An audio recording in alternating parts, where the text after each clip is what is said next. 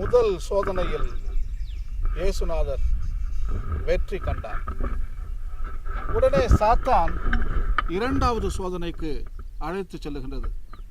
எருசலேம் கோயிலுக்கு மேலே இயேசுநாதரை கொண்டு போய் அவரிடம் சொல்லுகிறது, நீ இங்கிருந்து குதி, கீழே குதி, சம்மனசானவர்கள் உமது கால் ஒடியாதபடி காப்பாற்றுவாங்க என்று சாத்தான் இயேசுவை பார்த்து சோதிக்கின்றது. இயேசு சொல்கிறார், உனது கடவுளாகிய ஆண்டவரை சோதியாமல் இருப்பாயாக என்று வேதத்தில் எழுதியிருக்கிறது என்று பதிலடி கொடுக்கிறார்.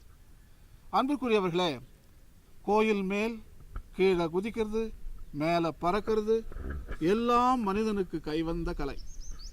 சயின்ஸ் அண்ட் டெக்னாலஜி, விஞ்ஞானம், விஞ்ஞான தொழில்நுட்பம், அதற்கு நாம் அடிமையாகிவிட்டோம். விஞ்ஞான தொழில்நுட்பத்தின் வழியாக நன்மைகள் கிடைக்கின்றன, இல்லை என்று சொல்ல முடியாது, மறுக்க முடியாது. ஆனால் தீமைகள் தான் அதிகமாக இருக்கின்றன. அணுசக்தி இன்றைய தினம் நன்மை இருக்கலாம், ஆனால் அதனால் அதிகமான தீமைகள் விளைவதை நாம் பார்க்கிறோம். செல்போன் நல்லது நடக்கின்றது, ஆனால் அந்த செல்போனால் எத்தனையோ தேனீக்கள் மறைந்து போகின்றன, பறவைகள் கூடுகளுக்கு திரும்பி செல்ல முடியவில்லை.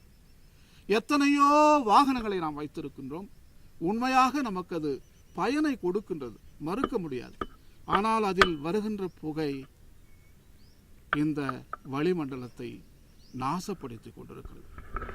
இந்த பூமியிலே கற்பனை நாசப்படுத்தி கொண்டிருக்கிறது. சரியா?